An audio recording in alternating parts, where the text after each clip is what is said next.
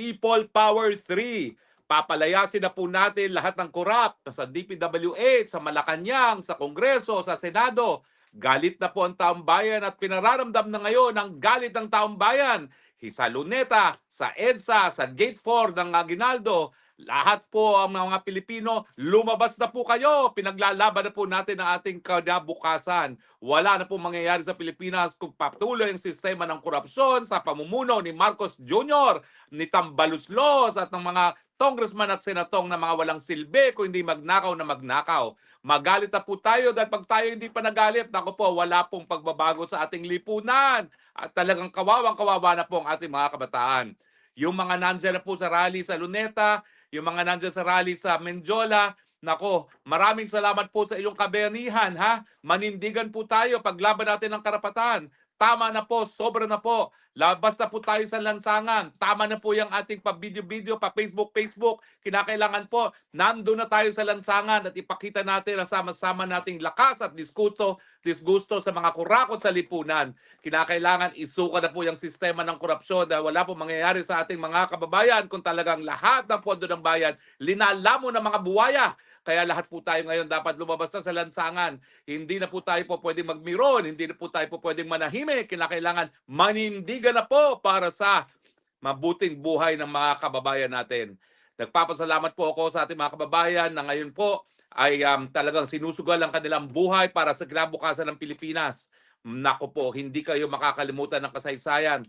Nung 2 beses na po tayo lumabas sa lansangan, ito po ay pangatlong beses na natuto na po tayo ng leksyon. Hindi na po natin sila papayagan na makalayas at magkaroon na naman ng kalayaan para iulit na naman ang kanilang mga kabalastugan. Parurusahan na po natin sila ngayon pangatlong beses at hindi na tayo papayag na mauulit na ang gobyerno ginagawang negosyo ng mga walangyang mga politiko. Kinakailangan po ngayong araw na ito hindi magtapos nang hindi mawala ang bangag dyan sa Malacanang. Mga kababayan, ang Malacanang, pag-aari ng taong bayan. Ano pang inaantay ninyo? Bawiin natin ang ating pag-aari sa mga naghaharing uri, mga kurakot na walang ginawa kundi magpasasa sa pwesto at magkaroon ng bisyo. Mantakin ninyo, walang ginawa kundi puro mga magarong party, mga kung ano-ano, mga bisyo, samantalang ang bayang Pilipinas gumugulong sa hirap. Anong klase kayo? Mga wala kayong mga konsensya, wala kayong mga kaluluwa.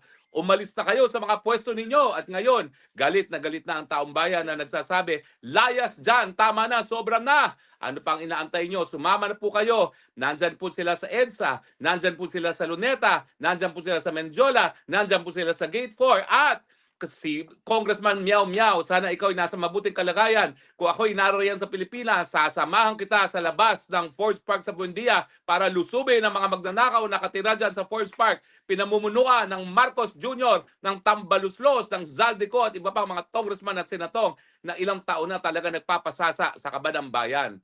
Huwag na po tayong papayag na matapos ang araw nito na hindi sila nasisipa sa pwesto. Labas na po tayo, samahan na natin sila. Nagkakaisa na pong sabayan ng Pilipino sa wakas. Kahit anong kulay, naninindigan na tayo laban po sa korupsyon. Pero na po, huwag na po mag-antay at tayo kapit-bisig na at ating ibalik ang demokrasya at ang mabuting pamumuno sa ating bayan. Kinakailangan po talaga magbuwis tayo ng buhay dahil kapag di tayo nagbubuwis ng buhay, talaga naman pong mawawalan tayo ng buhay dahil sa kahirapan dahil yan po ang dulot ng isang pamumuno na marumi. Kaya pero na po, lalong-lalo na mga kabataan, nako, para sa inyong kinabukasan po kayo, itong pinaglalaban natin, kami po, wala na po, kami tapos na. Kami patapos na, nasa finish line na kami, nasa pre-departure area na kami, pero kayo nagsisimula pa lang ng buhay. Kaya para sa inyo na itong paglalaban na ito, tero na po at hindi na po pwede na naiiwan ng Pilipinas ang halos lahat ng mga bansa sa daigdig dahil sa korupsyon. Tayo na lang po nakatiwangwang sa kahirapan samantalang lahat ng ating mga karatig bansa na dating mahirap, ngayon po mayaman dahil ang gobyerno nila tapat na manilbihan sa kanilang mga kababayan. Tignan nyo pong nangyari sa China, dati napakahirap. Tignan nyo nangyari sa Vietnam, tignan nyo ngayon ang Thailand, ang Indonesia. Naiwan na po tayo at ang dahilan dyan dahil talagang ginagawa lang pong negosyo ang mga politiko, ang ating gobyerno, nakakalimutan ng paninilbihan. Kaya labas na po tayo, wag na tayo mag-antay. Tayo po'y makibaka na at tayo po'y magkapit-bisig na dyan sa mga magigiting nating mga kababayan na sinusugal ngayon ng mga buhay sa EDSA, sa Gate 4, sa Luneta, sa Menjola, at sa Forbes Park dyan sa harap ng EDSA. Huwag na po tayo mag-isip pa. Sige na po, sakay na, sumakay na ng jeep, sumakay na ng bus, sumakay na ng LRT, at pumunta na kung saan ang pinakamalapit na nagkakaroon ng pagtitipon. Huwag na po natin patapusin ang araw na ito na hindi natin napatatalsik ang mga kurakot, ang mga walang ya, ang mga maitim na budhi sa gobyerno. Pag hindi pa natin po ginawa ito, tayo naman po ang mabubura sa mapa ng daigdig na ito. Huwag po tayong pumayag na magtagumpay ang mga walang ya sa lipunan. Tayo po ay lumaban na. Tayo po ay manindigan. Karapatan po natin yan. Ipakita ang ating galit. Huwag na po kayong matakot.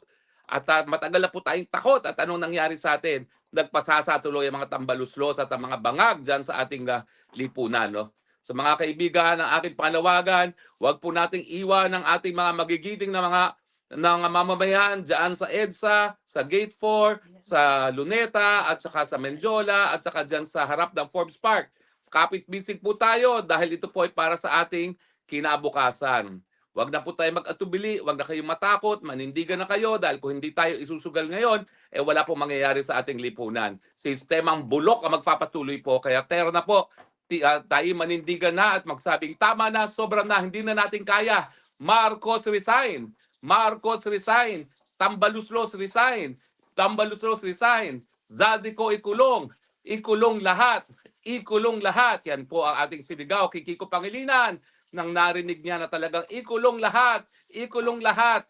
Kinakailangan po talaga siguro burahin ang mga institusyon na naging kuta ng korupsyon. Kinakailangan po siguro magkaroon tayo ng bagong panimula dahil kung hindi po mababagong sistema. Patuloy po ang mga SOP. Papayag pa ba tayo na matapos ang lahat tuloy-tuloy pa ng SOP? Hindi na po pwede yan. Kaya tero na po, labas na po kayo, makilahok na po habang tayo gumagawa ng kasaysayan. Nasa kamay po natin ang kasaysayan ng Pilipinas. Kaya wag na po kayo mag-atubili. Lusob na po doon sa EDSA, sa Gate 4, sa Luneta, sa Menjola, at dyan po sa labas ng Forbes Park. Bakit naman po ang kayamanan ng bayan nasa kamay lamang ng mga kakaunti na nakatira sa Forbes Park na karamihan ay mga politiko? Saan nyo kinuha ang mga kayamanan nyo kung hindi din sa kaba ng taong bayan? Mga walang ya, mga walang utang na loob, mga maitim ang budhi. Kaya ngayon po mga taong bayan, mga kababayan, ipakita natin ang galit natin. Lumabas tayo ngayon sa lansangan at sabihin nating nagkamali kayo. Akala nyo mga Pilipino pasensyoso pero meron ding hanggana ng pasensya ng taong bayan. At ngayon po, ayaw na namin sa sistemang bulok, ayaw na namin sa mga korap. At ngayon naninindigan kami, alis dyan mga walang ya, mga buwaya. Wala na kayong karapatan manatili sa kapangyarihan dahil kaming mga soberanyang taong bayan, kami na ngayon ang masusunod at nagsasabi, ayaw na namin sa mga korap, ayaw na namin sa mga bangag, ayaw na namin sa mga palpak. At ngayon po, kami na ang magkakaroon. Ginagawa na po namin ang aming kapangyarihan bilang soberenya para sabihin, sisante na kayong lahat ng mga walang silbing mga magnanakaw sa gobyerno. Alis na kayo dyan. Nako, kung ayaw nyo pang kayo'y matadtad, umalis na kayo ng kusa dyan. Mga kababayan, konti na lang po, magtatagumpay na tayo. Hindi ko akalain ganitong katapang ang mga Pilipino. Hindi ko akalain ganito ng kagalit ang mga Pilipino. Pero mabuti naman po, napuno na ang salop at ngayon po ay talagang sumisigaw na isang boses. Tama na, sobra na. Tero na po sa EDSA, tero na po sa Gate 4 ng Ginaldo, tero na po sa Forbes Park, tero na po sa Luneta, tero na po sa Menjola.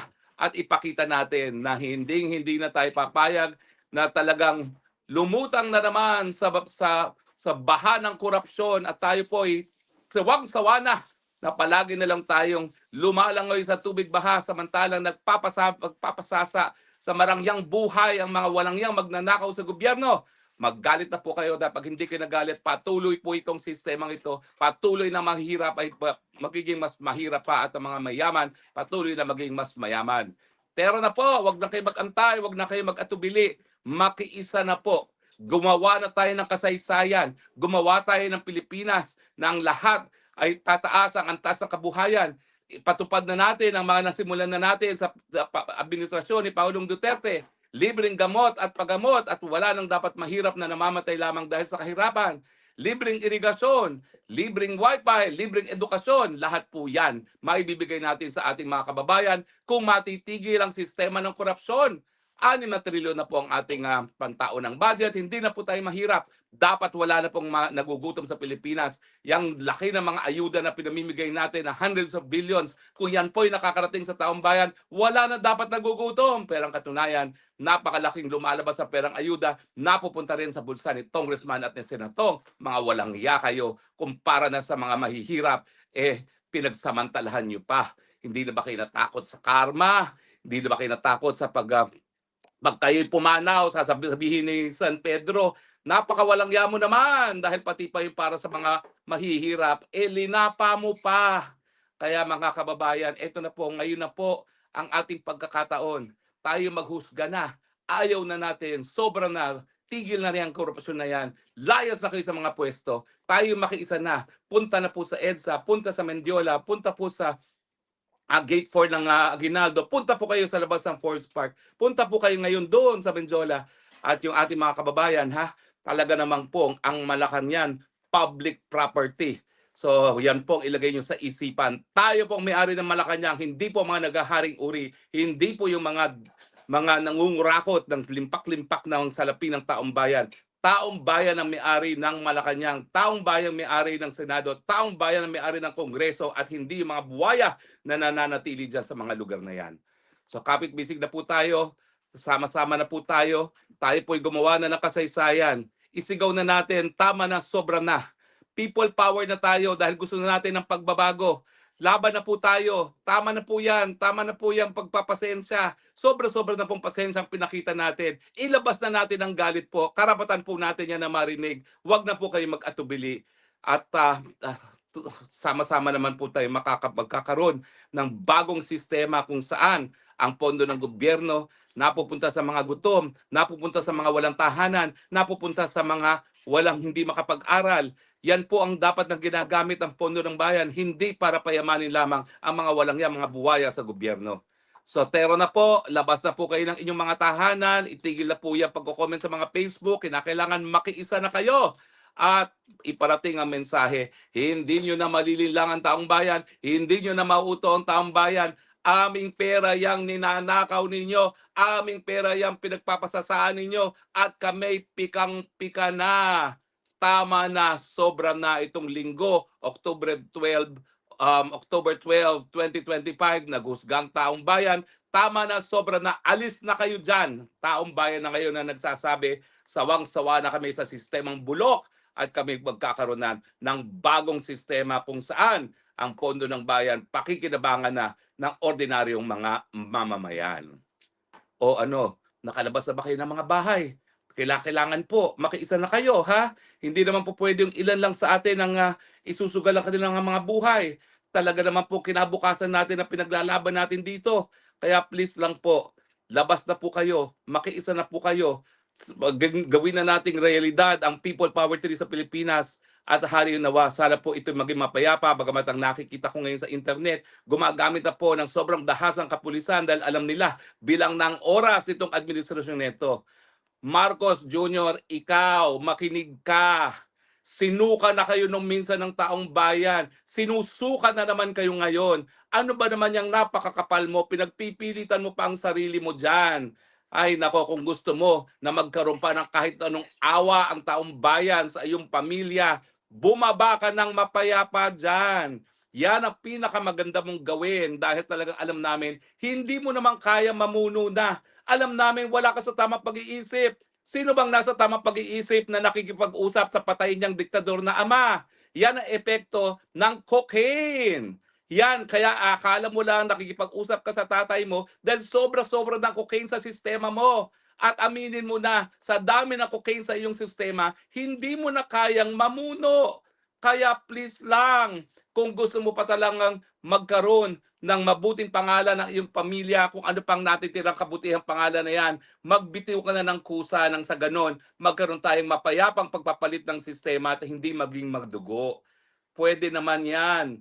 Ano pa bang gusto mo? Napagbigyan ka na, 3 taon na para ayusin ang imahe ng iyong pamilya. Napakapalpak ng iyong pamumuno dahil nga ikaw ay may bisyo, dahil ikaw nga ay talagang walang kontrol sa gobyerno. Hinayaan mo magharing uri ang iyong pinsan na tambaluslos at ang iyong asawa. Ano pang mangyayari sa Pilipinas kung ikaw ay mananatili bilang isang presidente? Ang pakiusap ng lahat at sana naman ikaw ay makinig sa pakiusap nito. Bumaba ka na sa pwesto. Baka mapatawad pa kayo ng sambayanang Pilipino kung kayo'y bababa na sa pwesto. Huwag ka nang kumapit sa kapangyarihan na parang tuko dahil sinusuka ka ng taong bayan. Ano pa bang gusto mo? Ngayon, now more than ever, pinakamatindi yung pagkagutom. Now more than ever, pinakamasamang performance ng stock exchange. Now more than ever, namamalipit na sa hirap ang mga kababayan natin. Now more than ever, napakaraming mga dilubyo na hindi mo alam ang gagawin. Ibigay mo na ang pamumuno sa isang tao naman na nasa tamang pag-iisip nang sa ganon, mabigyan naman ng tulong ang mga nangangailangan, yung mga biktima ng bagyo at pagbaha, yung mga biktima ng lindol. Maawa ka naman sa kanila dahil talagang pinatunayan mo na wala ka ng silbi sa kanila dahil ikay wala sa tamang pag-iisip.